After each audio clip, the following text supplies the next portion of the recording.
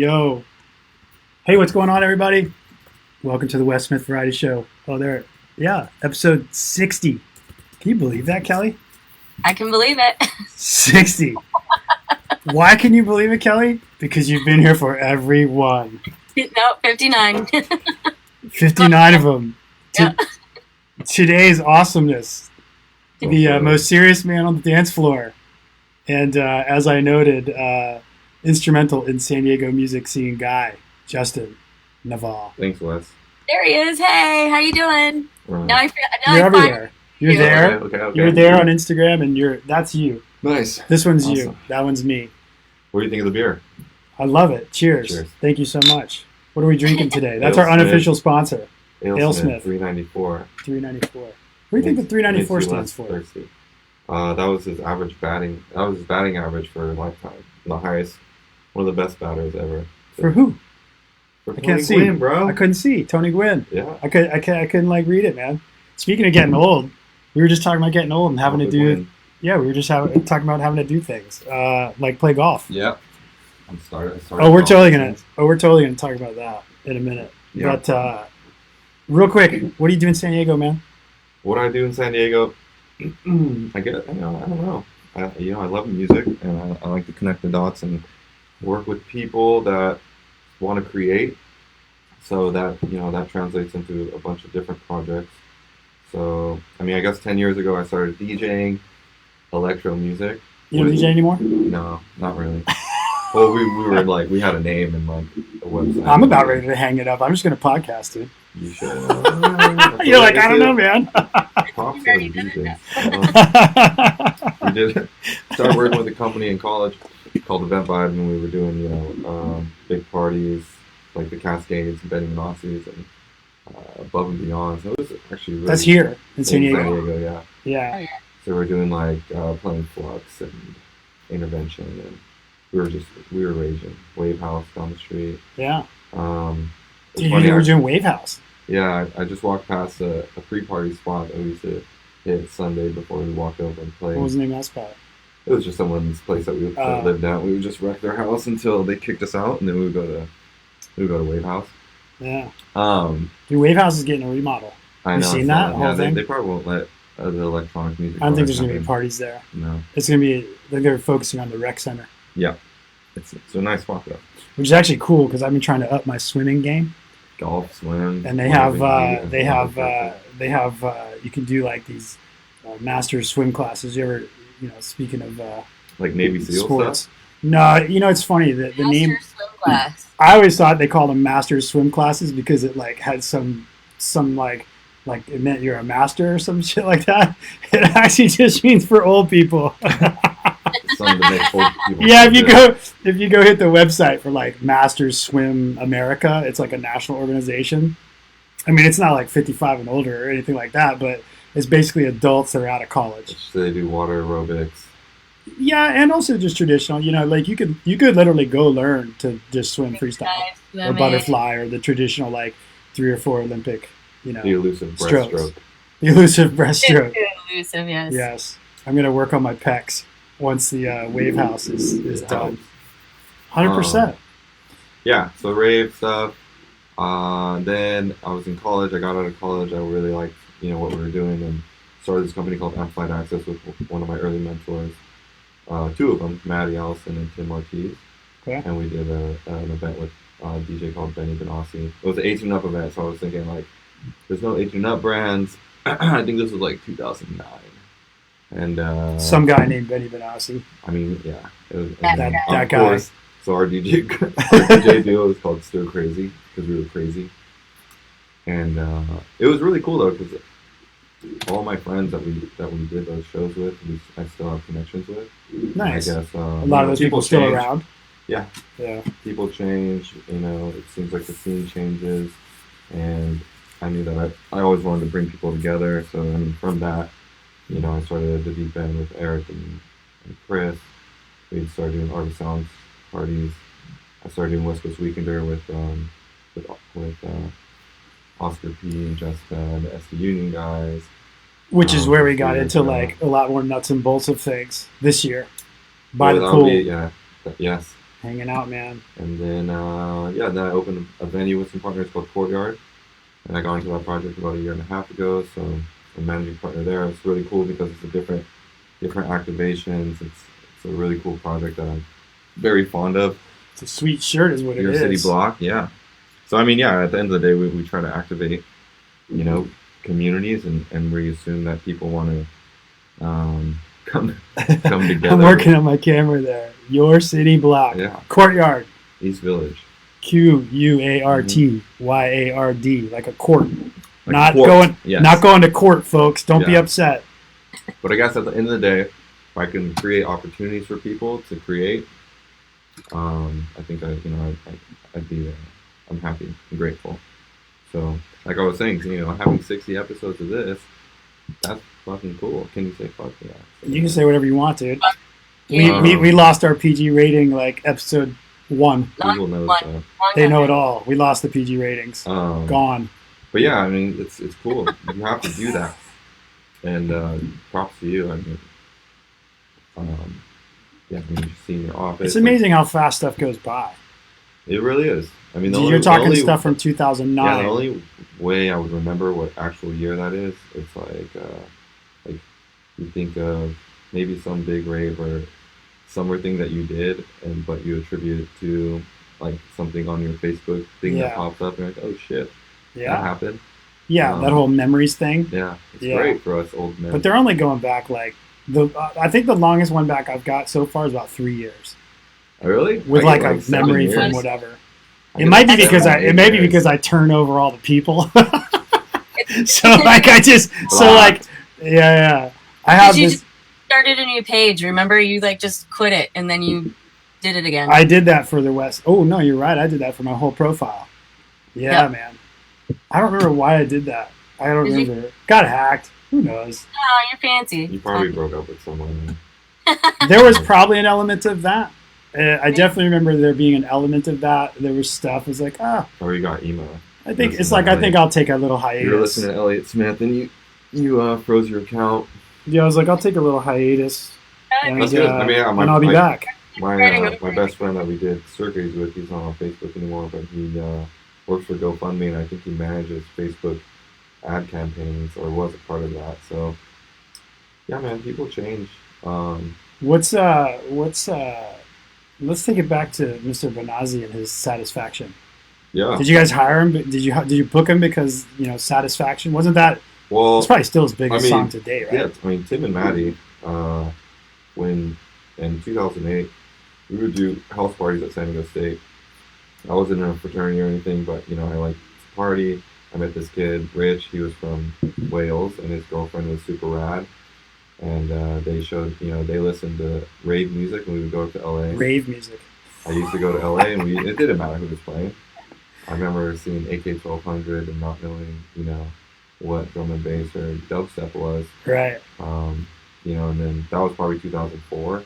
Fast forward 4 years, and I got the opportunity, like, when we were curating Amplified Access, dubstep was really coming out, so we were booking Zed's Dead and Borgor and Miro. Wow. And it was more of a... That was like the dubstep explosion. Yeah, but I mean, there was Dub Dorado before that, which was like a free show with homies like Headshake and Oscillate. And somebody else mentioned Dub Dorado that was on the show one time. There were these flashes, of greatness that have definitely come through San Diego, and just being, I guess, having a business aptitude and not, I was really emotionally attracted to doing that for a living. Yeah. Right. So I tried to surround myself with the people that have been doing it before me. So I mean, Tim and Maddie were those guys that were doing on Broadway. They were doing these huge, New Year's Eve and Halloween events before Sports Arena was doing 12 raves a year. This Valley View joint. Sports Arena to me, yeah. Is it? This is the same spot though, right? Yeah. The Valley View Casino. Yeah. I mean, like I said, in 2008, we were playing. You would play a party at San Diego State. People would throw beers at you if you played Benny Benassi Satisfaction, for instance. 1 year later, like that was just too forward. So, dude, we're playing footsies under the table over here. I thought that song was funny because I would have actually been in New York right around that time. I played. I used to do open format stuff at a whole. Basically, it was like a circuit of small to large venues owned by the same people. So we They weren't pimped you out. we weren't like on we weren't like on salary, but we were basically like they basically had a pool of You were like the 10 of boss us. Yeah, they had like 10 of us that did the rotations. And some of the nights were really cool, some of them not so much, but you did, it was work, it was cool. But I do remember that Satisfaction song. There was like no less than like 100 different edits of it Yeah. from all the different I mean, there was DJ that, pools and Crookers, everything. Day and Night. Crooker's stuff. It was really, that was like the first stuff I had heard. Steve Aoki's stuff, Fetty Legrand, Freddy the Grand, Pitbull stuff started coming out with electro-ish versions of it, right? That was a But crazy there was some time good period. stuff. No, it's fine. I actually liked playing it because for me, I was just like, well, it was actually a breather because my roots were, house, techno, drum and bass before I was doing that stuff. So I was like, for me, it was like you were kind of saying, that's what made me think of it was, for me, it was kind of a breather because here I was doing, playing hip hop, having to do open Lil format Wayne. or whatever they basically asked for, like what we knew would keep people drinking and this and that, just that flow, of that kind of club. And then all of a sudden, like within a year, like you said, everyone was asking for that. The request started becoming like basically what had become mainstream electro. Yeah. And it was like, well, I'd much rather play that than than at least the same things all the time. Some of the options. So that was fun. Do you think it was good music? I haven't listened to some of it in 10 years. So I don't know. I might still. I just haven't listened to it in 10 years. Yeah. I think at the time I thought it was pretty raw sounding to me. Like just sonically. Yeah, just the one grinding kind of crunchy, really guitarish bass line to me is what it was, Mm-hmm. and I think that's why it. I think that's why it resonated with so many people in America, because America's a rock and roll place. Though, so how did you do you feel like it translated quicker, slower? Over there? No, in California. Oh, well, I don't know. I'm not from. I mean, yeah, I don't know. Well, I mean, outside of that, The way it do you think was. it was popular sooner, like before 2008? I think it probably hit New York, San Francisco, LA about the same time. DC. 'Cause I went to Probably about the same I went to Holland or Amsterdam when I turned 18.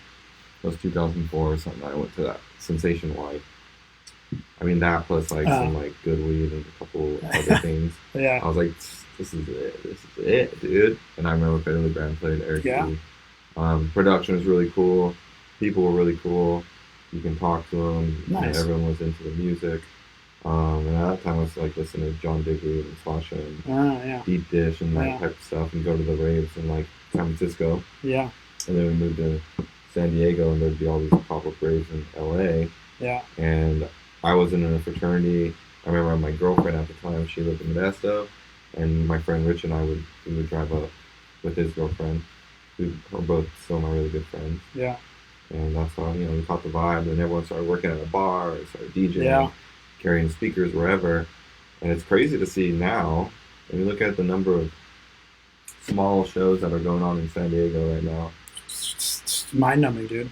Might be too much. Mind-numbing is like, yeah. Well, I've said it before on here. I think it's just like it's awesome, but How did that it's happen, also though? It's also sometimes too much. I can't keep track of it. I just call a friend who I know knows what's going on. I'm like, "What's up? It's Thursday. Let's go do you something." think that it's a common misconception that you assume that maybe other city like Chicago, New York, or something that's bigger in Miami are doing way bigger things than what's happening in San Diego on weekends and non-weekends? Well, I follow promoters that I've played for that do a variety of types of shows. So I would probably most major cities I've got at least one promoter that I've worked for, so I kind of follow them on socials. So I think maybe a little biased that I see that they're doing big shows. Like I see they're but all Monday's having dirty still bird. rough in most Absolutely. cities. Tuesday's Everywhere, still dude. hard, Everybody you know? works Monday through Friday. Like I think 90% of the population works. Yeah. Like Monday through Friday. I think a common misconception is, I think less is more, especially now today, for what we're doing. But also, the scene in San Diego is it's thriving, and we're gonna grow. Yeah, I mean, there's a lot. I mean, But I mean, I'm always Do you feel like we're in a bubble though, and you feel like it's just fucking too much? Dude, we're in all kinds of bubbles. We're in a Wall Street bubble. No, I'm talking about dance music. I know, a presidential bubble, a dance music bubble, cryptocurrency bubble, real estate bubble. Yes, I think we're in a bubble across the board.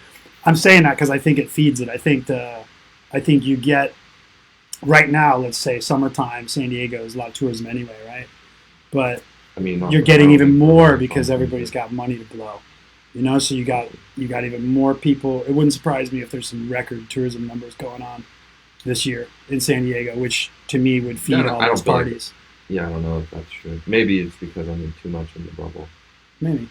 Well, it's not. It's a destination for things like, I think that in today's market, you have to have something of grandiose scale. It has to be perceived as really big and important, or else the population they don't even have the mental capacity or to digest it or even think about it, because there's so many other big things that are just that kind of envelope it, Like I would agree. I would agree. EDC or Green Cross now, it's like, so it's that I would agree with. You're either a venue or whatever's going on. Your community venue is kind of bringing in the big draw headline acts, which is awesome because it's nice to have them come through San Diego. Mm-hmm. Or I think you're you're probably making money, or you have the opportunity to make money in those. The common and then the smaller ones, you're just not making money. That everyone thinks that since a lot of people are someone's making a lot of money. I would agree that's a misconception quite often. Yeah, I mean, yeah, you can run. Yeah, I mean, we don't get into too many like running spreadsheets in here and stuff, but I told you I'm the most serious guy on the dance floor. Hey man, I'm kidding. I'm probably unknown to many. Like I'll get in all the weeds of that stuff, and I do for a lot of the shows I play and have played. So what do you mean? Like you take risk on some shows that you do? Yeah.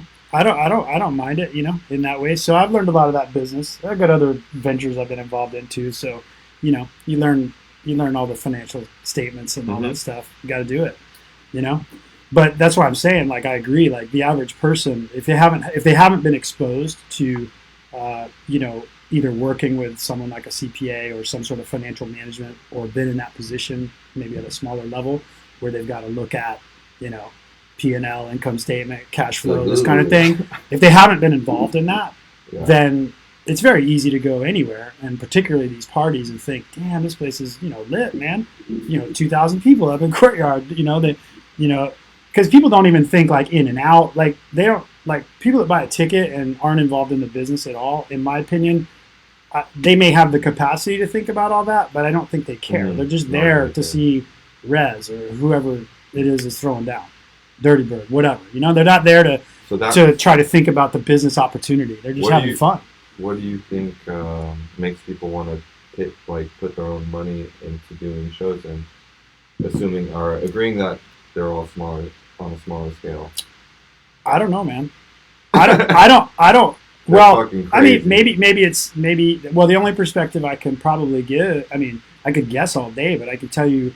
The reason I put money into shows when I do is because I think they will make money. No doubt about it. And I think that people that go, fiscal, I think that people that go know that. I'm not shy about it. I have no problem at all with people making money, whether you're a promoter or an artist or whatever. You support the scene. Yeah, I mean, and I always pay for tickets. Yeah, to me, I'm on that's the theory of reciprocity. Yeah, I'm on my reciprocity loop is pay for everything and get paid, right? Versus more maybe the it could sound terrible, but as I just told you, get ready to go to Burning Man. So that's all community and gifting, and that's cool too when it all works that way. But you can't put food on the table that way. So I mean, obviously you get to do this for a living, which is rad, right? What do you advise the people that want to do what you do? To be able to stay in the game. Artists, promoters, anyone just wants to stay in the game. Well, or do you stay away from it? No. You mean what? Telling people stuff like that? People say like they do shows and no one comes, or losing money, or losing money. or they're just trying really hard and it's not really working out the way they want it to work out. I think you, whether it's a 200-person fan base in a city or 20,000, it's just you gotta have a fan base for whatever you do. So whatever you create, whether that's creating music or the party brand or whatever, whatever that environment is, that community feel that you get going, you got to have fans of that. If you don't have fans Do you think of it's that, harder now to do that? no, I don't think it's any harder now than it was before. It's always been screaming in a crowd. I mean, now you can, right? Now you could be screaming in a stadium, and you know what, Justin? There is you tell me if this resonates with you, but there is always an excuse for everything that doesn't work out, 100%. And you can either worry about that, or maybe try to figure it out real quick, put a cap on it, and then just have that lesson in your pocket and keep moving. Yeah. But if you're if as you said, there's all kinds of types of people, all kinds of things they're interested in. So if you want to throw a 50-person weekly and make a couple bucks, or lose half the time, break even fiscally, whatever, or lose a little plus or minus 10% of whatever your budget was for the year. Do you think things like that That's cool. are hurting or helping like a scene? I think they help, and I don't think they make one bit of difference to a larger venue like Valley View. Don't even think those people look at them. Not even a draw. I don't even think they care. Not at all. I think they know that there's going to be that out there, and that's so. Let me ask awesome. you this: and where's the challenge in? I mean, I've been really trying to focus on trying to tell a better story for the different brands that different brands that I'm doing, and I feel like personnel and people, like brain power, is really important, right? So then you got all these little brands, or not all these, not little. Give us summary real quick of the brands you're like, if you don't mind, the ones you're talking about. So we have the Deep End, right? What's that? Music and art for the underground. Music, art, underground. Warehouse events, and always try to have murals and engage, local muralists, and we kind of, teeter to the house and techno music. Okay. Then West Coast Weekender, which is a conference, 3-day conference. We're trying to make it more, boutique, educational, also staying close to the roots of house music. And some drum and bass, and I don't know, actually, it's evolving. And then we got Courtyard. It's only on its third year, yeah? Yes. Yeah. Courtyard, which is a venue, outdoor space in San Diego in East Village. It's up and coming neighborhood, I think. Is it in the same spot that it was before? Moved. 11,000 square feet. We can do like 800 people there. Wow, okay. But it's a community space. Still outdoor and band shell kind of in the corner, square block kind of deal. Cool. More of a community space, not so much electronic music, but we do some of that. And then I just started a partnership with Daybreaker, which is a wake up and dance. Is that out of LA? It's out of New York. Oh, okay. That's what I was out in Brooklyn for. It's more like a health and wellness thing, hour yoga, 2-hour dance party, sober, no drugs, no alcohol, just kind of trying to. That's an interesting idea. I've seen a lot of pictures. Like, I haven't been to one. It was great. But I've seen a lot of pictures of what's going on. I had done one yoga sesh in my life before that. And it was actually, it was cool because as we're getting older, you have to think about how I can keep connecting the dots with people that are into what I'm into, but I also don't want to ruin my life on boozing and partying all night. Yeah. It comes with its own challenges. Yeah. And mental health and being able to get stuff done. Everything, dude. And you've seen it with your friends. Yeah. And a lot of sad things have happened through that. And, if we can make that a part, it doesn't have to be the whole ethos of what you do, but if we can be a part of bringing people together, then I think it's a positive thing. So we were talking about all those brands. Oh, telling the story. Daybreaker does a great job of telling the story. And I feel like with the house, specifically the house and techno scene in San Diego, you tell the story, but it feels so segmented sometimes with the amount of shows that are happening and the Yeah, I mean, amount of people. Like, there's an inventory out there of people that want to come out and see a show, and it's like, what do you think? I'm curious. What do you think that inventory is? What's that size? People size, market size, San Diego. well, Given I mean, if you tourists were to- fluctuating, yeah, whatever. but that's the thing. It goes, there's that, but then there's the local fan base, and then there's people that travel in. But you also have to think about, then you have to take it regionally or nationally. It's like what people travel to go see a really big festival. Let's call it 10,000 people or more. Yeah. Yeah. Those are two different things, I think. The person, and that's what I had learned, in the early days with Benny Benassis and stuff. It's like there's these trends. Borgor sold 1,000 tickets on a Tuesday to Jason Up show when we did it. And I was like, what the fuck is this? Like, What is this? yeah, I Yeah. knew the ice cream song, and that was it. Yeah. And that's I sometimes still don't know one song. And that's it. I'm sure it's now he has fine. a jazz CD that he put out or something. So those are trends, right? But Yes. those, when I try to tell music lovers and audiophilies or whatever you want to call them, Yeah. it's like that's one element, and you get to curate a night or an event, put your heart into it and stuff, and it's like that's just one element. We're not telling a story. We're not engaging people that might not just be interested in music. I think Desert Hearts does a fantastic job of that. Monkey and them, I went for the first year this year. It was super good. good friends of Enjoyed mine. Love what they do. They love it with all their heart, Yeah. and it's something that it's inspiring. Yeah. And that's a difficult, doing a show for 60 days in a row, recording a podcast 100 times, doing Yeah. all these things that it's a labor of love, and you love it so much that you couldn't live without it. And then Yeah. people think that it just pops off like that. It's really not the way it works. Right. It's like they say, like, what is it? Oh, yeah. It 90% something that's interesting, like 90% of it is boring or something like that. And then 10% Oh, is man. fun. Whatever. 80, I don't know if it's Pareto's 80-20 or what, it's worse than that probably. It's like 99-1 in terms of percentages, dude. Like, people, like, yeah, I think everybody, whatever any particular person is doing in their life, I think they realize how long it took to get wherever that is. But when they look at someone else's, for some reason we forget. Like, there's this automatic little adrenaline thing, that you That's just the emotional you look thing. at something, right, and you go, dope, that happened overnight. Like, your brain's just like, that just happened. I can do that. Because, like, a good example of that I have conversation around quite a bit is when people will talk about how fast the Kelly's coming back in here. Sorry, 1 second. They'll talk about how fast the music technology changes, and I'm like, what? I'm like, no, it doesn't. I'm like, it doesn't change fast at all. Like there's still like that Moog is from 1973 or something. yeah. It just doesn't, man. Like. But again, it's the people going out. Well, let's take electro as a perfect example. 10 years back, right?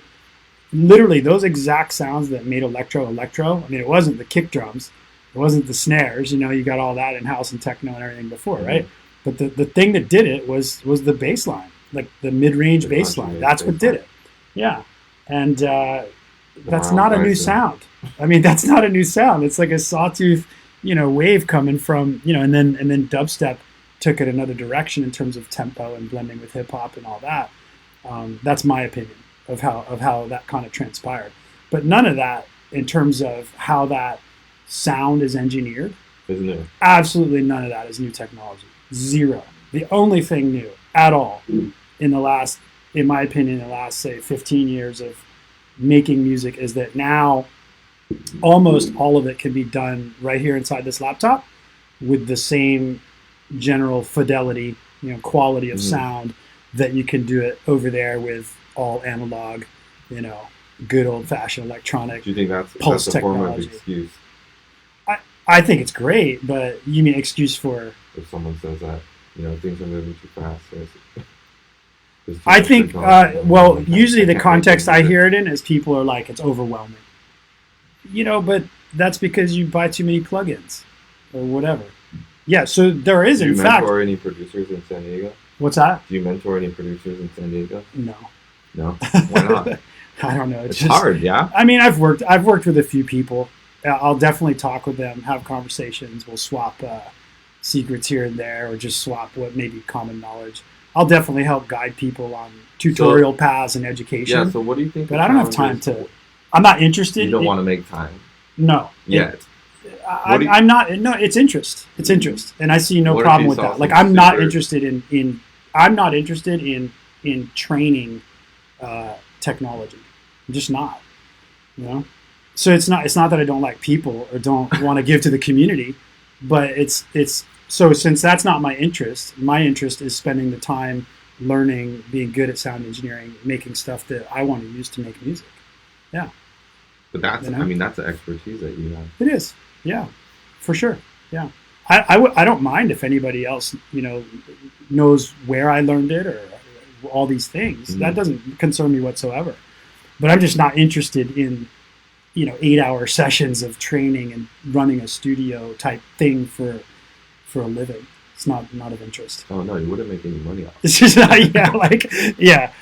Money, it's just, well, I also learned that a long time ago. Pre everything being capable right here. But I mean, with equal quality. You have these expertise, and there's all these people that are trying to make music in San Diego. When you think about like creating a scene, and I feel like there's all these. Everyone is wants to get to this place. Yeah. But it's all fragmented, right? And it goes back to what we were talking about. I would say brain power. So brain power meaning everyone, we're pretty much doing kind of the same thing. Producing an event with house music, techno, for instance, in a cool space. And everyone's, and there's an inventory, let's call it, or people, bands that come out. Yeah. And there's good music that's getting played. But everything's kind of just like staying right here, like maybe going up a little bit. So I mean that's what I'm interested in. It's like, and I know that it's not me probably that's going to be in the next 5 years that falls in love with some new genre of music or tries to pivot towards something different. It's all going to be WikiLeaks. 100%, dude. That's all you're going to hear. 3 years from now, it's all you're going to hear is this full set of WikiLeaks. From all his edits he does of tunes, and he just goes crazy with different styles. The producer? Yeah. I mean, he's become world famous off of his WikiLeaks. I mean, he's produced great music for. He's like a bass guy, right? Yeah, he's produced great stuff for official, labels and stuff too. Like pretty much all the labels that anyone would know of, but that are kind of big EDM labels. But he's his brilliant sort of glide into stardom is he's a great producer, and he was doing what would be edits or mashups effectively, but a whole different like stuff that's unofficial, like can't be released on labels, but you're just giving them away. That part wasn't new, but dude's all over the place, and he's a brilliant engineer, and sound designer. So he clearly taking similar to like what Chromatic did. Probably, I'm not as familiar with Chromatic. I just followed Wookie's story a little more because I was on Punk's music label out of UK, Stant Warriors label. We were both on that label. Had a release a couple years ago, and so did he. So that's how I actually learned about him, who he was. I would check out everybody, Do you think that it's pertinent though to create a you call it a sound or a vibe or energy or whatever that's geographically focused, like say it's from San Diego? Say that you can influence it though, and there's 3 or 2 cats that were really interested in what is in your brain, and then they can take it and I don't know, man. Something new. I don't know if it's art as an artist. You're talking about the artist, like the art part of it, the music, sound. Yeah, and also trying to create something different though with that, because we just talked about like the electro sound wasn't new. Nothing's new. You say you want to make a happy song, you make it with major chords. You want to make a sad song, you make it with minor chords. C, D, A, G, whatever that is. Study punk rock and blues, and you're good. But it's that emotional and brain power thing that I think that we're trying to find or missing in San Diego. So I mean, I'm here. Like I have my friend Rich. He moved to Berlin for an opportunity, and he's doing great. And I came from a pretty shitty town in Northern California. And I was Modesto, yeah. I was always interested in I was thinking to myself I'm gonna put my roots down here and we're gonna grow this shit. In Modesto? No. So I was gonna say I've traveled through there, dude. No. Gotcha. You mean here? In San Diego. Yeah. So but you have. I mean, to me, you have. I don't Maybe it's think so. perspective, but you're here. You've I'm done some here. great things, and it's No, not yeah, not yeah, like and I it's feel not like you grateful. don't have ideas. Super grateful. Yeah. But I think it needs purveyors, maybe like you. Yeah. I don't know how to produce music. I Right. was never really interested Yeah. in sitting down doing that. But I do know that original music or sounds or something can actually create some sort of pivot, cultural pivot, for a city. For sure. I think recently, like the Selection sound, or someone like Andre Powers, who's actually from San Diego, Okay. but which is weird. The thing is weird, I think, is they played a local show at a space bar or a bar Dynamite. Like there might be 50 people that come out. Yeah. But why? He just released a really I think dope it's really album. hard, man. I think it's so hard to get back to your point about kind of the big thing or it's Or does nothing. everyone think they're just fucking killing it? There's definitely there's some no room crowd. to There's some clap. herd mentality, no doubt about it. And if someone asked me what I thought some of my best strengths were in the music perspective, I would say it's like realizing that, the internet, we're all connected now, man. So it's like it's really, really difficult to come up with something truly unique. It's just hard, And so It's like- personally, it's I like don't spend lightning- my it's like time. lightning strike. Yeah, good example. Like personally, I might spend time engineering a sound, like a bass patch or something, right? But I'm the last person to think like I'll know it'll work. Like, oh, this is going to sound great, right? And I haven't heard it before, let's say, right? Tweaked it out, on a synth and that kind of thing. And then away you go, do a song with it, variations of it. But I know because I used an instrument, a soft synth in here, and it wouldn't matter if it was one of those over there. Somebody somewhere in the world also, probably has, let's say an artist's music comes from a combination of, music they've liked over the years, right, and experiences, right? Well, there's going to be somebody somewhere, probably of their experience and music history and age and everything to me. Those are segmented though. Right, but that's the difference now. Is it's all there because as soon as you go online, that's what I'm telling you though. People are attracted to the story. There's True. no story there. True. So what if you could fill that void and tell a story with your music? Well, absolutely. People like the story. I agree with that. The story part of it makes a huge difference, and that's what I think we're missing. Yeah. I think Yeah. like Oscar P. I met less than 3 years ago. Okay. Wealth of knowledge. Oh, Been big making time. music forever, and he just reposted a song. I'll listen to all of them, and there was one I heard. I was like, yeah, it's cool. Like, that's great. I mean, like it feels it's an emotional feeling. Like it's like rooting for the home team, right? I don't think we have that in San Diego. Maybe because is there anywhere we don't you have the talent? Is there anywhere that it is that LA? An example where like who would be a person that would get big support at home in LA and they're from LA? Yeah, I mean, you go to Icon Collect and they put a lot of money into a school, and you go there. Right. Guys, Dylan and from Dot. Yeah. I mean, I'm Ben, familiar with Dylan Icon, and and a Ben. lot of the people have come out of there. Yeah. Yeah. I mean, so yeah, I like what they're doing. I like their sound design. I think that. Well, I think what they're doing with that school collective is a lot of what you're talking about. Well, it's a lot of what you're talking about, right? Is they see the people I've met from there seem to be very this community mindset and helping each other out. Yeah, and you could be from the like Midwest, from Fuck City, and Yeah. you see that nightmare, like it honestly doesn't really have to do with the genre in specific, but it's about probably not. the feeling, the perceived difference. Yeah. Right?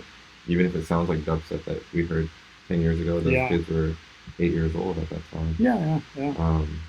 But to create that spark, I think that it might motivate people outside the circle to challenge themselves. But I would still be curious, like how, in terms of like supporting local artists that grew out of there or whatever.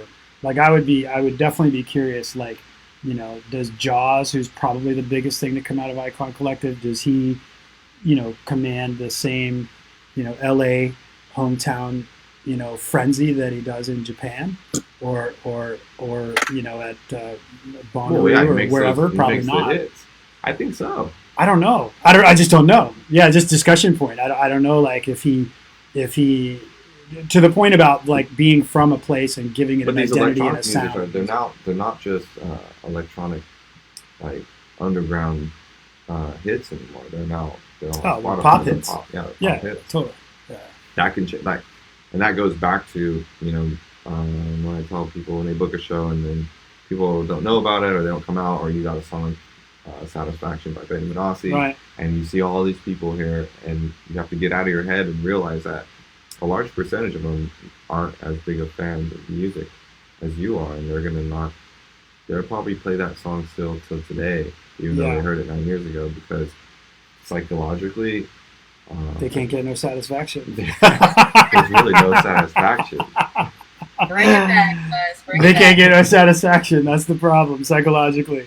It's true. It's totally There's true. There's a book I was reading. What is it called? Kelly Ross. Yeah. Real quick break while you're thinking of your book. What any interesting things come up we should answer Hold on. or be salty about? No, I don't think there's anything salty. I think someone was asking why you so damn fine. That's probably myself. They're talking about you, Justin. There's a little bit of salt during the discussion on making money on shows, but yeah, nothing too serious. We're still rolling. We're good. Yeah, I mean, shout out to anybody commenting, salty or otherwise. I don't think you're live on Facebook, by the way, or on Instagram. I could be wrong. I could be wrong. That's good though, because if we don't get likes, don't be sad about it. It said we were. We could take a quick break. Did you think of your book yet? Huh? I was asking Justin. Justin, did you think of your book yet? No. Oh yeah, Hitmakers. Oh yeah, it's live. 43 minutes. Hitmakers. What's that about? It's called Hitmakers. It's basically what we're talking about is like how to create like a cultural spark that makes people actually care about whatever the fuck they're doing. Yeah.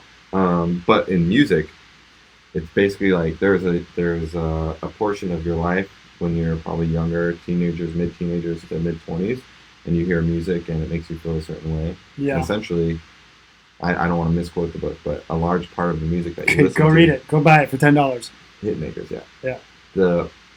The music that you listen to after a certain age, let's call it 25, is like a large portion of it is the same fucking music that you listen to. Like I was listening to believe it. Outkast when Statistically, I woke up I totally today. believe it. Yeah. So it's like you have these moments, opportunities in time. It doesn't have to. The music that you make doesn't really have to be the Beatles or it doesn't have to be a Jimi Hendrix or Led Zeppelin song. It just has to be something that evokes emotion and tells a story, and it's a part of that story in time. Yeah. And I think that's something that as we get older, we kind of, we're a little bit. I don't want to say jaded, but it's like there's a value in youth. Oh, totally. And like, and a lot of those ties, I think a lot of them happen, related to relationships, love interests, this kind of thing, right? And so, sure, if that's weaved into it, right? So if that's weaved into it, it doesn't matter. Yeah, right. It could be whatever is at that time where it could you be the day and night meet the love of your life or whatever, right? And so there you go, and that's always going to be associated. And so then, as not all, but let's just say 50% of people, if they, kind of end up, let's say sometime in their 20s, maybe no longer really going out to the nightclubs or play in the field or whatever, then it's likely they're not going to probably have another musical experience that matches that level of resonating with them. Correct. And so that's where those lock in, because it's so tied to the experience that they had, not necessarily being a great song. So let's talk about if you consider house music or techno music that has been going on. Say it started in Chicago, whatever, like after the disco era or whatever.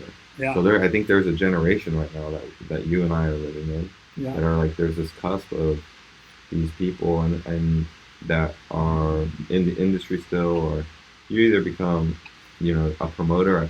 I hate that word, but like, a jaded promoter, event producer, or someone that's just like community yo, developer. Dude, these kids love this music. I don't really like it that much, but I watch them listen to it and sing to it and feel a connection to it. Yeah. And there's an opportunity to create something that lasts beyond what we've already. So I'm already Benny Benassi Satisfaction era. Like that was yeah. It's like if I was still trying to do that today, it would just be the coolest thing in the world. No,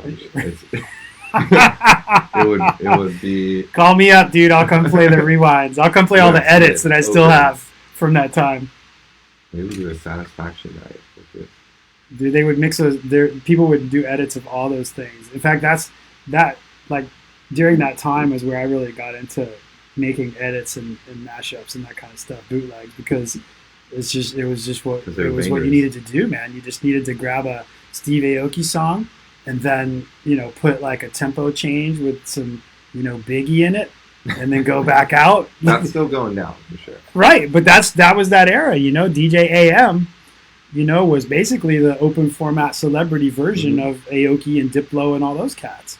They were all over here on maybe the EDM side, and AM was like the skill dude, the turntablist turned celebrity DJ guy, which was all about top 40. So what's top 40 going to be like in 5 years? People are probably going to hate this, but like it's EDM right now, man. I mean, right. That is top 40, dude. Right? I mean, what else would it be? So that's what I'm saying. You see that as an opportunity. If you've been in the game making this music for 15, 20 years, yeah. I mean, get some kids and throw them those patches and tell them to do some movies. I'll give them the patches anyway. Hit me up. I'll give you the patches. Hit me up. You can't really do it like that, too. It has to come from the heart. I think that's a challenge with us in San Diego right now. I think that all these events are coming. They're definitely produced from the heart. There's a lot of people that care. Let's just say there's a lot of people. There's a small pool of people that are willing to throw it all down. Cash, energy, time. Yeah. They get a logo, they get a website. Sure. All great. They book some acts, and then but it's turned into something that I think lacks a clear story. Do you think we're just going to keep getting more, like, more bigger budget parties that don't do well, like financially? No, because like I said, it goes back into that competitive set of if you are trying to go bigger, then you really have to go. You have to compete with with the radius clauses of EDC and Las Vegas and LA and Life is Beautiful. There's a cap to where you can really get, regardless of the money. And you can attribute it to relationships with agents, but I mean essentially it's a cash flow thing. That only goes so far, dude. Seriously, like you could have, like I'm saying, right? Like you could have all the relationship. Agent could be your brother, and if EDC comes knocking, is gonna if Dre's Vegas is gonna lock in $100 grand a month, you're not getting shit. It could be your mom. Not happening, dude. We'll get you a ride from the airport, Uber Deluxe, whatever the big top level Uber is. Uber Deluxe. Mm-hmm. They like them Uber XL, right?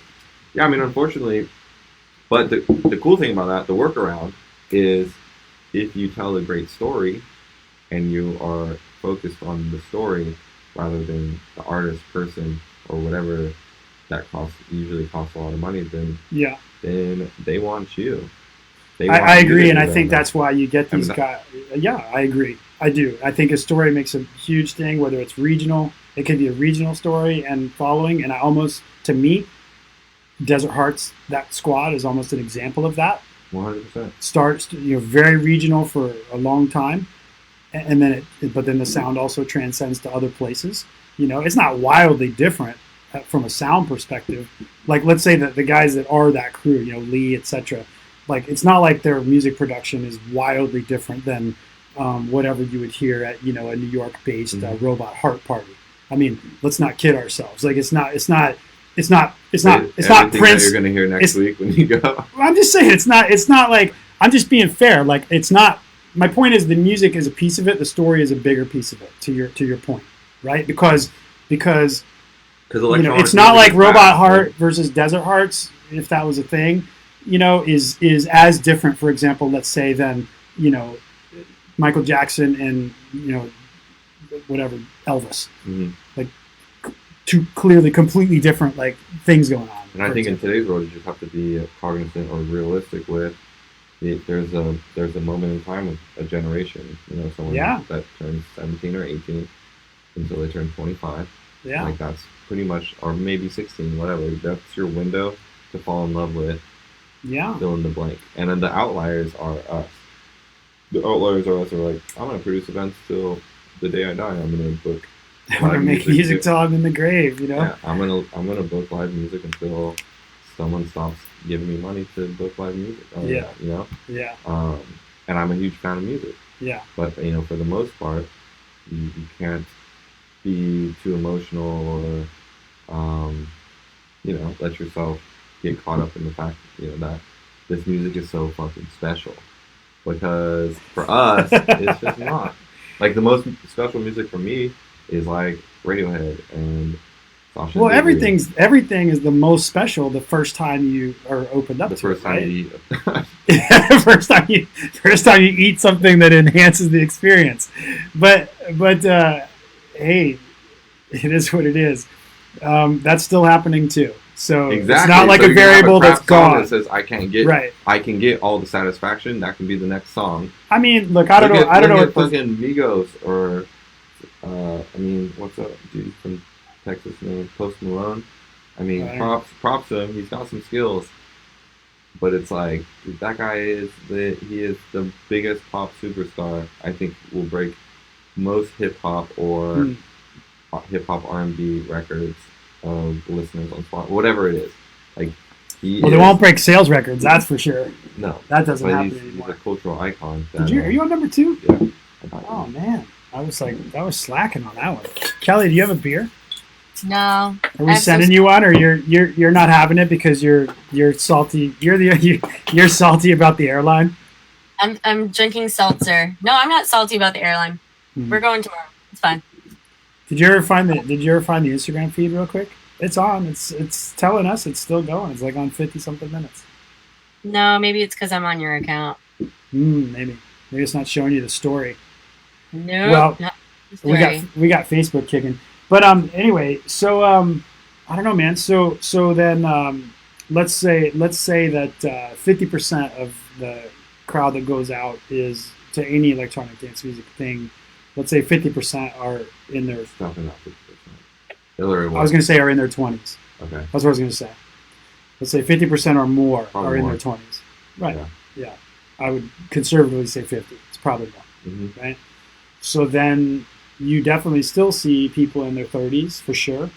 People in their 40s definitely, and there's probably a sprinkling of beyond that. Definitely. Yeah. Including some of the people that are really. Pioneers in the music, that are at probably all levels. Carl Cox, honestly, Lee Reynolds, these guys are. That's the millennial awesomeness that I like the word millennial. Yeah. Obviously, the people that I don't like probably don't like the word millennial. Well, there's, like whatever. There's generations, and then there's just people. But it's a real thing. I mean, you're about to take 13 bags of aluminum foil to the fucking middle of the desert. Like, there's gonna be hundreds of thousands of people there. Or whatever, how many people go. Like, that's real. And I think, one, obviously being realistic that, sometimes people go out there for experimentation and you try it out in their 20s and you have, West Coast Weekender, our average, guest is over 30 for sure. Yeah, I would say that's true. And I love that. Yeah. And it's something that Oscar and Jessica definitely, opened my eyes to. Yeah. And, that it's possible. That it's possible. That it's actually equality. That. Yeah. And at the same time, you have to also just believe in that and keep trying to tell that story. And it doesn't happen in 2 years. It doesn't happen in 3 years. It might happen in 5. It's really not. And at the end of the day, you just kind of have to be willing to do it because that's what you do. It's a labor of love first. Yeah. And making money is great, but when I look back at, the biggest gains, daily gains that I've made on a 7,000 person event or 10,000 Right. person event. Emotionally, they hadn't been that fulfilling, you know. They were kind of like a fluke, not a fluke, but it wasn't. There was no story. It was kind of a hit it and quit it type thing. Yeah. And in the long run, I would say I'm probably broken even on those. Right. You also, when you I remember you telling me about a few of those. yeah, you go big, you can lose big, and you learn a really awesome lesson, and then you kind of move on. Yeah, I mean, in the music creation thing, in parallel to that, you know, the way that I guess one difference is that the story can certainly be there behind the artist, but if a song is a fluke, let's say, like the way you're talking about for a particular event, right? And it goes worldwide, and there's really no reason or forever. whatever. Well, it's a product, generation, and I think that's what's hard for people to understand. You know, like it's a product. It doesn't change. Like it's always going to be that. You know, whether it gets remixed a million times or not, none of those will be as popular as whatever went nuts.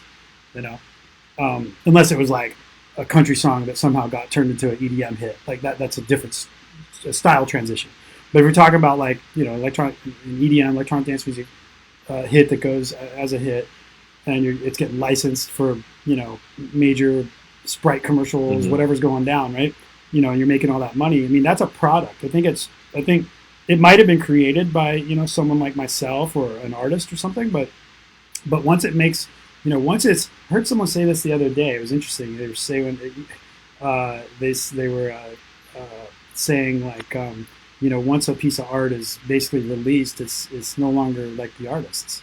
It's just whatever the world makes of it at that point, you know. And so, you know, whatever money, whatever comes from it, like you don't have any real control over that. You can hire teams of people to try to get all the placement and this and that, but I'll tell you, man, like, you know, like a song like I would like one hit wonders like that probably made decent money, like something like, you know, Who Let the Dogs Out or something, right? Something like that. There's a commercial about that, and he's just chilling on the beach. Probably got that. Yeah. So, but something like that, you know, that could just as easily be luck for the dudes. Yeah, but you don't think that Who Let the Dogs Out guy has been making that fucking boogaton like? Oh no. I don't think it was one song he only did. It was just the one hit. Yeah. My point is that like he would still live his life doing those songs. Agreed. And I'm more saying like a lot of these things that go crazy and viral have very little to do with, you know, a manager or an agent or whatever. Those people help a lot once something's already popular, because a lot of them will even tell you. Madion's a good example. You know, a lot of them will even tell you, agents and managers, like they don't want anything to do with anything until it's blowing up. And then they do still provide a role. It's not like they get a bad rap too, because a lot of people will say, oh, you know, they just come in, you know, once the popularity's already there. No. That's not, you know, like that's one of those things like a ticket holder doesn't really care about when they go to an event. It's one of those things that like a music streamer on Spotify doesn't probably care about. But the reality of that business is that, you know, if something blows up like that, you know, I'll keep using like whatever, someone like Calvin Harris or Jaws or someone like that as an example.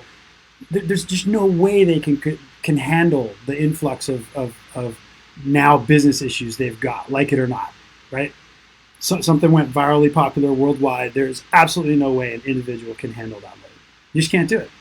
You'll miss the entire opportunity to do the part that's probably the most fun to you, which is go play the parties, maybe the opportunity or dream to travel the world, these types of things, right? Like if you don't have help and good help, it's crazy. There's no way. So I think a lot of people do think that like one single person. What about manufactured superstars? I was kidding. Well, boy bands, whatever. You got it in everything. Yeah. Do you think that there's an age critical mass or like point where an artist brand is not can't do that? An age point? Yeah, they're too old. That's a great question, man. I used to kind of think so, but I don't know, man. You see stuff all the time now in the electronic music world, which I think is way more accepting. Like who? You don't see it all the time, but you see it. You see it. Who? Well, like Carl Cox's a good example of someone still killing it. I mean, he's still killing it, but he's always been. He's the type, to me. So he's got a big story, like you're saying. Fatboy Slim. He's the type of person that. Was he like 70? No, but he was just like, he would do it forever if it didn't matter. But maybe I misunderstood the question. Someone that isn't traveling the world and making good music, which is a lot of people, Yeah. right? And they're not traveling the world yet. You don't have a huge hit. So, do you think there's a time where you just kind of stay doing what you're doing? I think, yeah. Well, I think that's what a lot of the artists, myself included, do anyway. Like you're talking about the Who Let the Dogs Out guy, right? Like I'm going to make music and put it out there, and some things have been super lucky and been recognized and done great things for me, and then the majority hasn't. You know? And that's okay. It's totally fine because cool. I didn't make it. Yeah, I didn't make it. Yeah, I didn't make it for any reason other than to make it.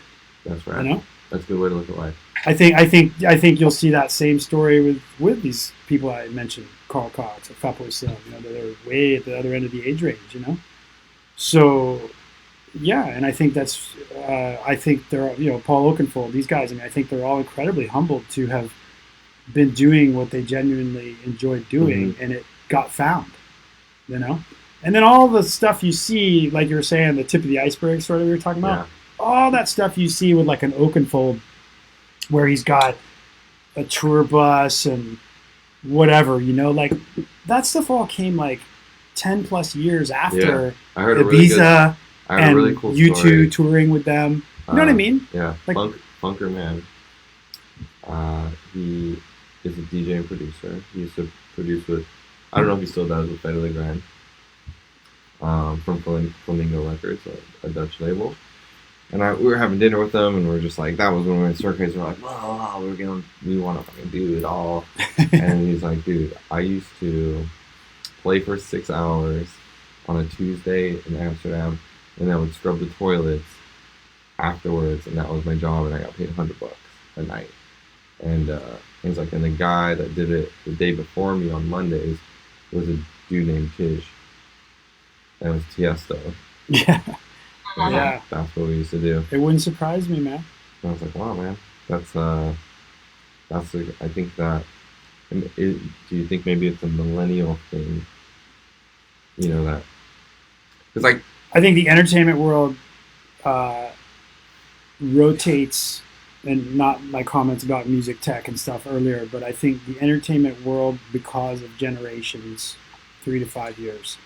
I mean, it's not a generation, but it's the effective it's the, hey, I got a driver's license. Or, hey, I can buy alcohol or weed or whatever. Mm-hmm. I can live on my own. That cycle's about 3 to 5 years, right? So I think the entertainment business, or maybe because for no other reason, so much more accessible to be a DJ now, right? Yeah. I think that 100%. It's been a huge change. I mean, that's having a big, that's a huge impetus behind the parties. You're a good-looking dude, and you got tattoos on your neck or whatever, and you want to be a hot guy or a girl. Yeah. And then you can be a DJ because DJs are like fucking less than a video game. Like Crash Bandicoot is harder than playing on CDJs now. Yeah, it's not difficult to DJ. Which is, so... I'll probably get some flashback for that too, but it's really, today it is. My what I should say is, it is not difficult to... mix two songs. It is not difficult to mix two songs together. There are a lot of things that I think people should do to develop a good ear, be able to mix in key without really, just by ear, beat match by ear, these things. But the reality is you don't have to. Mm-hmm. And I don't have any problem with that either. So what that does is, like it or not, along the lines of what you're talking about, what that does is, the barriers to entry, in my opinion, the barrier to entry of just getting up there and putting on, playing music that people will enjoy. I actually think stage fright is the biggest barrier to entry. You would not believe how many people get nervous about, and they'll tell me, I'll be somewhere. And occasionally I'll still get nervous, especially if it's if I look out and I'm like, oh, this is the biggest crowd so far. For a second, I'll have to be little head check, play that Satisfaction song first. Yeah. Maybe open with something a little bit different, just trying to make sure I don't fuck up my opening, But yeah, I mean, it's obviously, I never told you just my little joke about, you could cereal box DJ, dude. You can What's get a that mean? preloaded USB stick and Lucky Charms box, I've seen dude, it. and you're good to go. You know, I've seen it. and you know what though, you know, just so you and people, you know, Kelly's heard me say this before. Like, I don't say that at like a bad or jaded thing at all. To me, you know what? If you can buy a Pop-Tart box and get a USB stick and somehow plug that into something and be mixing tomorrow, good for you. You know, like at least it got you in there, right? Because it was such a pain in the ass, dude. When I started learning to DJ, like, You don't think that taints the artistry of being a selector, though? they're not going to make it anyway. If But they it's if no- they don't, but it's, I feel like it's. I mean, it's added noise to me. I definitely agree with that. It's added noise. If they don't truly, if that is the spark, and then they don't truly, you know, maintain interest, and you know, let's say that was how they just got into house music. Period. It was a Cheerios box. It's like the same thing, like Then they've got a saying path you're to an go. artist and you go to Unsplash and you print some fucking sick ass picture and just trace it, and you're like, here's my art. Like, Well, they've got a it's the path to biggest go. cheat code They've got a path ever. to go. I guess is you know, to be like a Joe P, right? Who's been, you know, whatever 10+ years. In the game. I don't know the exact numbers in playing house music, but passionate about house music. You know, probably knows more house music songs than any 3 people I know put together, right? That I still think if you carry on from that initial spark of the cereal box DJ and you go that path and do that, then I think But I that's feel the like it ultimate, takes away and that's from an it. experience. I feel like it takes away from the Joe P or Mark. It totally or, does. It does. Yes, Chris it Herrera, is. It Reynolds, is. all these guys that like. Yes, Yeah. it's noise. It's That's noise. That's an old person thing to say. There's though. some noise. There's some noise. Well, the encouraging thing to say is you can't do anything about it anyway. True that. So it's like, what could be the positive outcome of this? And that is that maybe people get into the music, maybe the thrill lasts for a couple months, and then maybe they are a fan of music for the next 10 or 20 years and go out and, you know, they're Yeah. accounting and buy tickets to shows and whatever. You know, that's cool too, right? Like I've had some days, you know, probably not in the last 10 years, but I've had some days where I had Grumpy similar McGee. questions to you. Yeah, right? No, but I had similar questions to you probably in some of the things, like where your questions are coming from, where it's like these intersections of what you're doing, what you've done, you know, what you're currently doing, Mhm. kind of where you see it maybe going or not. And yeah, those are all, I think those are things that happen when you've been there 10 years, is trying to, you know, find the it's kind of like try to remember the positivity that was there when you first got into it, Yeah. and make sure that's truly there. If it's not, then just get out of it. That's what I tell people. Stop. Yeah. It's also Don't you're stay. Right. It's not your place Yeah. to make those decisions. Don't be don't be. Grumpy McGee. I tell Kelly. I probably told Kelly 20 times since I've known her the last 3-4 years. Like, hey, if you ever see me, you know, like legit salty, grumpy dude for a period of time that's unexplainable, just kick me and be like, yo, dude, is it time to quit? You know, like, why are you doing this? What would you do if you quit? If I quit, Yeah. buy real estate, Just be a landlord. more real estate. Well, that's what you I've can done be a with money. landlord with tractor controller in You could, the room. yeah, you could. It'd Well, be DJ friendly. I'm a landlord already. I have no problem sharing that too. I think it's important for people to understand, especially if you're in your 20s, you're doing music, if all the right things are there, you're making some money. Yeah, that's some Jake. I hope that the managers of these kids that aren't ones that I know personally, but you know, I hope if they're making the money that I think they're probably getting from a show, and even if they split that 50% with manager, agent, whatever, taxes, you know, I hope that someone is telling them, you know, hey, like, put, you know, but go look at some very traditional like forms of where to put your money. You know, buy a car wash. it may not be real estate for everybody, but it might be, you know, a car wash. It might be just good old plain Subway. long-term, you know, NASDAQ index investing. You That's listen to fine J. too. Cole at all? Do something. What's that? J. Cole, the rapper. A little bit. He has a track on his last album called 1985. It's really good. It's about that. Yeah, I can't express how easy it is for you to be in the moment and get caught up in either the reality or illusion that everyone is doing all this magnificent stuff.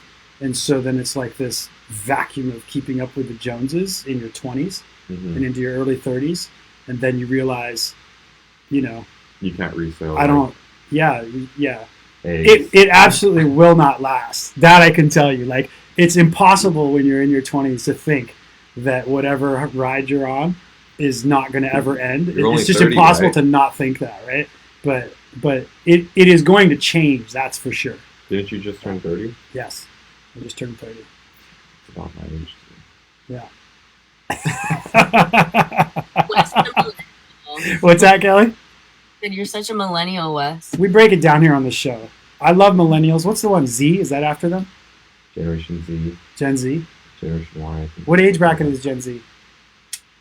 I don't know. I think that's where all my fans are. They're not old enough to go to clubs yet.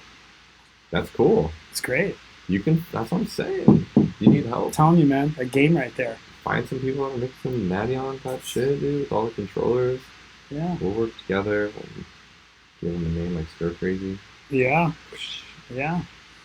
Yeah, I'm telling you, that's No, my it's my crazy. big holdout is the because this thing continues to go. Like, it's just now this video game. So now it's getting released on like You got the VR version yet? I have no control over any of it, man. It's a company out of UK, but now they're releasing it on it's coming out on the Google Play, whatever their mobile Is it app? and this and that. So wait, what is It's it? everything now. It's a video game, but it's on everything. It started on PS4 and then it went to And you got the everything else, newscaster girl Xbox, from, everything else. from ABC News on it. That's right, man. Lisa Chang or something. That's right. It's You a got younger Be version of Real Connie from Chung. Cypress Hill. Connie Chung, That's right. the guitarist from Rolling Stones. Yeah. Keith Richards is on it. Yeah. Keith Richards is on it. I see that's you. All of it. You That can looks recognize like me, a huh? meme right there. But Pharrell from. No, just kidding. yeah, it's Pharrell. That's yeah. That It's looks funny. like the guitarist from. These are all actually artists that are on the project with me, or so this is Barry Ashford from Dub Pistols, Ashworth, sorry. That's Connie Shuey, Chung. who helped me manage a bunch of stuff.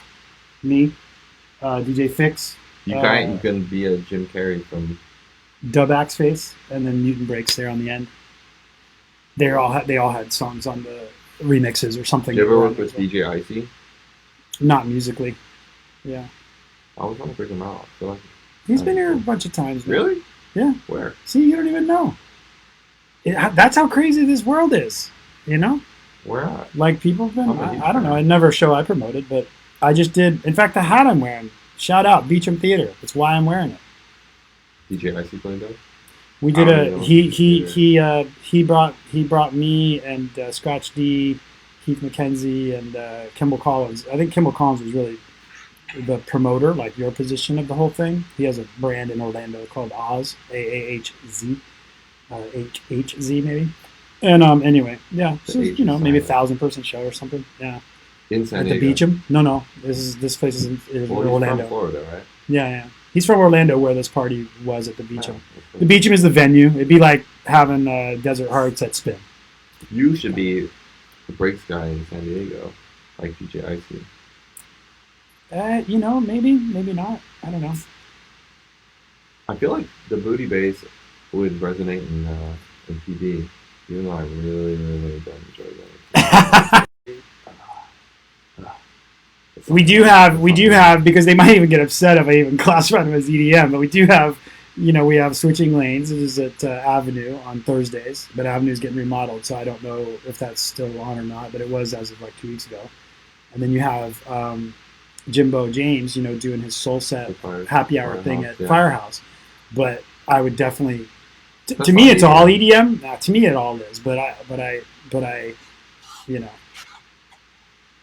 Well, no, I get that. that. I get that out of the way real quick. Breaks.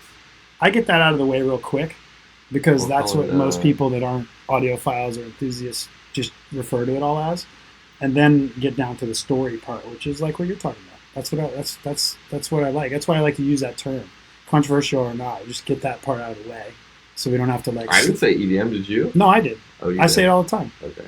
Yeah, people hate it. I love it. It's easier.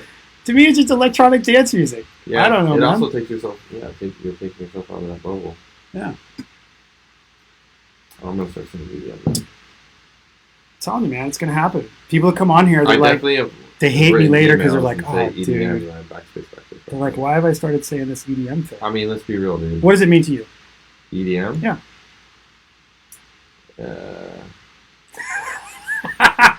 Everybody has to be careful. To me, it means popular electronic music, but I don't think it's not a negative term to me. Yeah. But it's I also, wouldn't think it's so. also ever evolving too. That's why, like, that was what I was thinking about with the story of like the Deep End, for instance. I think that a good story, like Rinse FM, for instance, they will always kind of pivot towards what is actually new and underground, and like from starting the Deep End on just like a like we would play Intervention, like Fate of the Grand and whoever Above and Beyond and Cascade would play, and then we would do the Sunday thing for free at my friend Nicole's spot up the street, and it was deep house, it was underground house. All right. And like we would have Justin J or all this deep house stuff. And I thought it was so underground. It wasn't. People were doing warehouse parties like 20 years ago, 10 years ago. Right.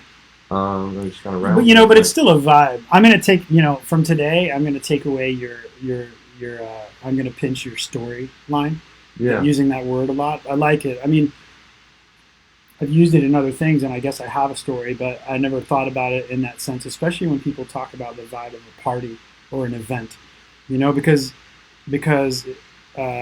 like to me, I don't think that a genre should be the story. Exactly. And that's what I'm tying together today with your story. What happens, you'll insistence is I don't think that should be tied to it. Yeah, it's just why I don't like it, because historically, like somebody maybe that knows me from this game, they're going to be like, oh wait, so I'll tell you, this happens actually fairly frequently. Someone will be like, oh yeah, dude, I listened to the 60 tracks from the game, love it, and then I'll be like, which parts did you like? And the most popular song off of there is a glitch hop song, no doubt about it, 100%. It's like 4 times the plays of anything else at all. And when people mention something, etc., hip hop, you don't stop. But and then there's several other glitch hop. There's some house on there. There's some breaks for sure. There's a little drum and bass on there. Some bass house. There's like, if you want to get into the the genres you'd go by at Beatport. Yeah, that's all of what's on there. So when people tell me, hey, I love that whole mix from beginning to end, I love it. Because to me the genre is not the story. To me, it's like, did you like the mix while you were driving out to LIB, or what worked for you, man? Minds are open. Yeah, sure. Exactly. That's why I love running into and get curious and really like talk to people. Yeah. You're usually a little bit more, And I'm a fan. I mean, that's the thing. Like, being a fan of something is different than business mindset as well. Like, like I'm trying to do folk and Americana and like jam band jazz stuff at Courtyard. I'm trying to kind of tap into that, or we're trying to do the health and wellness thing with Daybreaker, and it's just like, I like it. I like both of those things. And like sometimes these stories get convoluted, and I mean that's the biggest challenge, and is trying to connect with people in some way.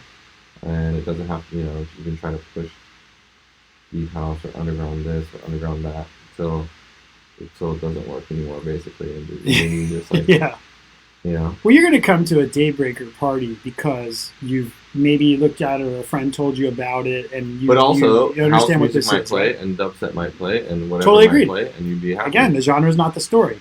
Yeah. It's just like well, I'll bring Burning Man up again because you're sitting in the middle of like 1,000 square feet of aluminum foil that people can't see on camera.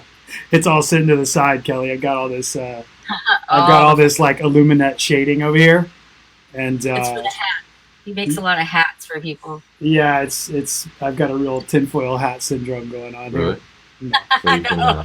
But that's what that stuff is, and here I'll grab one. I'll just grab one real quick so people can see it. Just to cover all the things. Yeah, exactly. Well, you could definitely do it. It's so shiny, you can't even tell it's shiny on camera. There. That, my friends, is a 10-foot by 20-foot Illuminate. Can I go pee? Yeah, It's take gonna a quick break. keep it cool. We'll do some show and tell. You can leave the door open too. Everyone's gone. Yeah, man. Hopefully. Yeah, so that's going down with. I've got a tent that fits in the back of my truck this year. Stepping up my game, or stepping down my game, as some people may see it, from the trailer. I've got what else? I've got air conditioning unit to sit inside the truck. Built a shelf to put on the back seat of the crew cab so it can blow straight into the tent. And I'm gonna cover it all with foil. People are always like, I can't go camping. It's too hot. I'm like, you can kind of make it so it's not. Your variety show host is just gonna cover all of it in foil and take pictures. Cover it all. What else can we talk about real quick while Justin's on a bio break? Man, almost 2 hours went by. Where are you playing at Burning Man? Goes by quick. Everywhere. What can you give any of the info, or is it? Sure. It's secret. Monday night, Big Imagination, 10 o'clock in K. Big Imagination, the 747 will be playing on the plane. If you were here in the very beginning and you're still hanging out, or go back to the beginning and see it, there's a picture of the 747 there, dance floor on the second deck. Be there, be square. Me and a bunch of people, the ones I know are confirmed. I'm tag team with Connie Icon, DJ Icon, so I think Nugs is playing from Dusty Rhino, and maybe Keith Deckard and a few others. I can't remember all of them. Are you talking about your camp? Burning Man. Yeah, What's that'll be your camp? Monday. Yeah, that'll be Monday. Tuesday, I'm playing Duck Pond. Wednesday, back at Big Imagination. Tuesday, Duck Pond during the day. Then again at night with Okay Not Okay. Trifecta. Great name for a camp, huh? I can't wait to learn the story on that one. That one I haven't played out before, so that'll be cool. Shout out to Dirty Dan. Dirty Dan for hooking that up. Awesome. Let's see. Thursday, Dusty Rhino, if I can find the car, which I usually do, roving around. Depends on dust storm intensity. Friday, Sleazy Beaches. I love the name of that camp. How do you make it to all these sets? And You're a then, professional DJ. And then early morning, Friday early morning, Opulent Temple. Wow. He's organized. Which will be Saturday morning. That Stoked. would be great. And Connie Icon hooked that one up, so I'm really psyched about that. Good job, Connie. And the marathon. Oh yeah, sorry. Tuesday day, I'm doing an ultra marathon, 31.1 miles. After the gig the night before. Justin's just like, what? You're lying. No, I'm not lying, dude. I'm all trained up. I'm ready, bro. I got a 10-mile run tomorrow morning. Are you serious? I'm not kidding you, dude. Yeah, he trained when we were in Canada too. He's not messing I around. run a halfie. That's Yeah. about it. I've been recruiting people to help me run it. You know, like just sort of pace with me. You know, 'cause it's gonna get hot. I know it's gonna get hot. That's my biggest fear, dude. I mean, you can always just Quit. cheat. You can't quit, dude. You can always jump on the pirate ship and like try to get a. Yeah, I mean, if you train for one of these, you know, like for me, it's like I gotta finish it. I'm gonna finish it. That's rad. It'll be cool. Props, Yeah, man. we were. Yeah, man, we just talked about music stuff the whole time we've been here so far. We didn't get into like Just bitching about music stuff. just bitching about music stuff. No, I would close. I meant to get into golf right Yeah. away, I have my and golf then it lessons was pretty like, soon. wait a minute. I would say, I mean, I have, you know, I think having mentors, especially in the creative space, is really, really important. Sometimes you need to be, it's like, you're so emotional, like we're all so emotional about what we do, everything, because you have to feel it or else we wouldn't be doing it. We'd do something else that was easier and probably paid you more money for doing it okay. Yeah, Right? So it's like, you always have to remember to be grateful. And that's why that's why I really like creating opportunities for other people, because, you know, when you bring someone on new and they do something great and you're able to share that success with them, like that's what keeps me motivated to keep doing things. You know? Yeah. Or else I wouldn't be doing what I do. Then I would just be closed off. You can live on a cliff. You wouldn't care. totally. Yeah, You totally, dude. Well, it is totally possible to I think it's rare, but I think it's totally possible to do something that you really truly enjoy and actually make a living at it too. I think it's to do that and not for be a bitch about it. Yeah. To do that for an entire career, I think is probably one of the most rare things. Plus, to not be a bitch about it. In modern society, to do that for 20, 25, 30 years, right? Like, I would be really surprised if 50% of whoever's in their 20s making music today is even thinking about it 20 years from now, other than maybe runs across some other photos or Facebook reminds them. I think it's still a mindfuck, which is cool because you're competitive, you're creative, you have social media that's kind of pushing you in certain directions, or just telling you that sometimes, I don't know, maybe what you're doing isn't what you should be doing. Like trying to compare, like the grass is always green on the other side type thing. Do you in time has flown here, but do you get kind of a rush off of putting together a good event and seeing people have fun and that kind of thing? I try. Okay.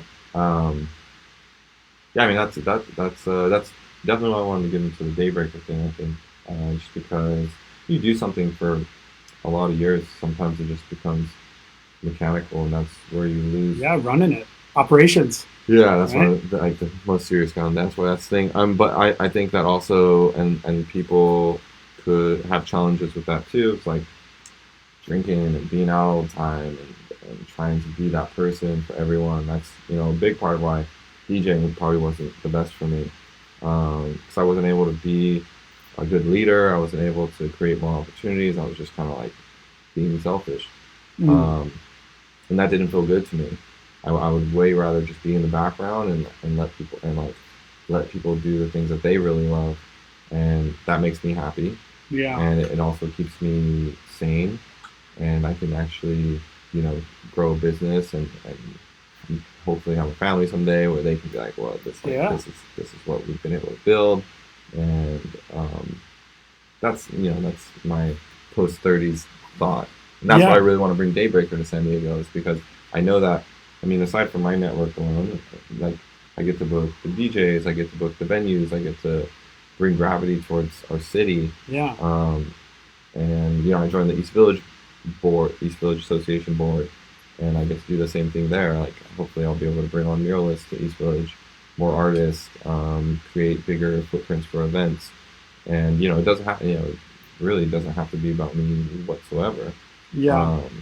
But obviously it's still a bit about me because sure. I'm doing it. yeah, of course. So it's a passion, Yeah, and that's what I really feel grateful for doing, and just helping people find their way in that landscape, because it's hard. Like you said, like 20-year-old DJ or whatever comes on, and it's like fast, and you get caught up in the nightlife, and all this type of stuff happens. And, it's not sustainable.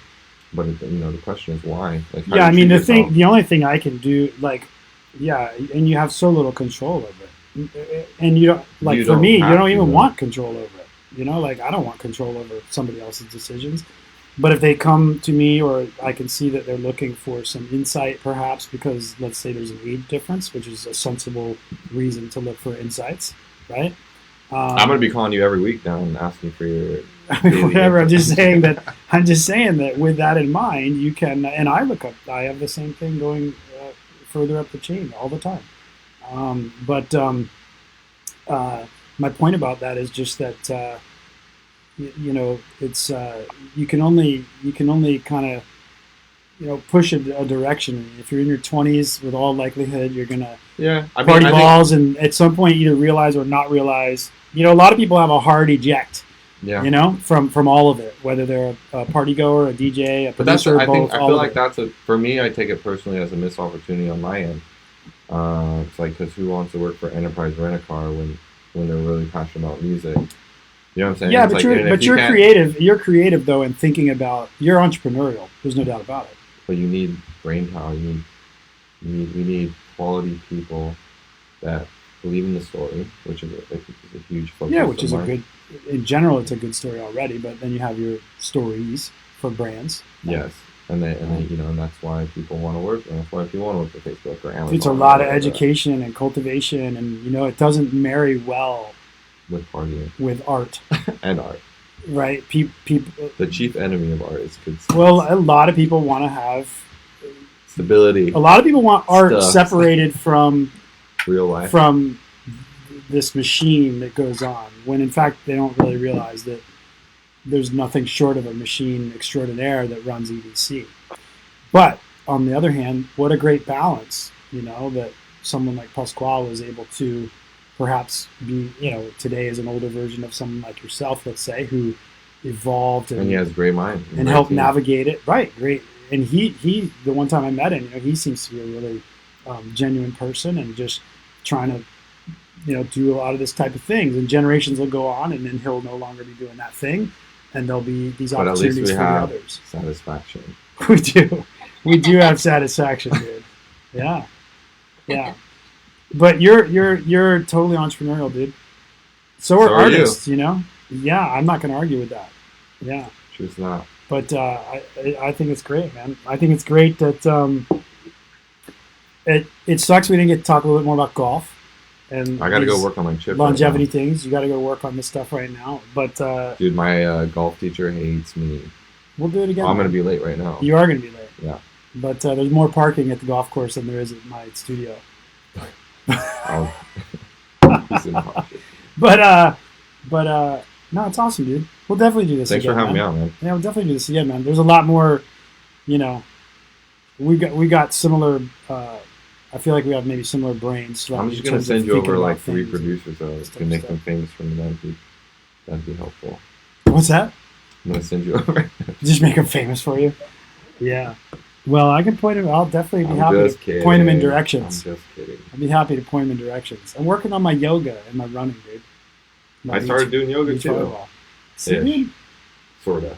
We're gonna have the next episode we do together. We'll have to do. I'll be level 2. A year from now, we're gonna level up on running, golf, beach volleyball, yoga. Yeah. All right. Good stuff, dude. Deal. And then a year from now, I'll be reminding all the kids that are even younger than us, like, dude, you gotta do something. You gotta stretch, man. You gotta keep mobility. They're all like, what are you talking about, man? 22. Dude, we can talk kickball too next time. We got a sports episode next time. We have a kickball team that's 0-7 right now in the varsity league. Props to my team, tripping balls, but we got our last game on Wednesday. Nice, dude. I'm feeling good about it though. We're gonna win. Kelly Ross, you got any parting thoughts? I was just saying hi to the cat. I'm just checking to see if you got any parting thoughts. You've been social media wizard extraordinaire all day today, all night. I've been posting it out. We've got a good response. A lot of people watching. You're the jam. Thanks, Kelly. We have a coleslaw watching. So you said your friend coleslaw, and I was like, oh my god, there's 2. Holy shit, there's 2. You ever coleslaw? Yeah. He tunes in and out every now and then, There you go, coleslaw. You got to shout. What? Woo! Coleslaw. Yeah, dude. So we'll. I gotta go. Yeah, you're gonna go do golf. I'm gonna go finish up the AC unit that I'm putting in my truck to blow into my tent at Burning Man. And perfect. I'm gonna at Burning Man. I'm gonna mix some ready mix concrete and make some pre-mix sets. Concrete block holders for my shade structure. Yeah. Perfect. Way easier to put it up that way. Not having to deal with sand and spikes. That's actually a good idea. Oh, yeah. Hey, I got it from... PGIC? No, Alien Tom. Oh, smart guy. That's where I saw it first time. I was like, there's a guy you want to hang out with right there. He's got CMU blocks for the bases of his shade structure. Hell yeah. Sweet. All right, Ross. Stay classy, yo. Thanks, everybody, for tuning in. We're going to peace out of here and go work on our mobility and flexibility. Have fun. Keep stretching. Everyone, keep stretching from San Diego. Yep.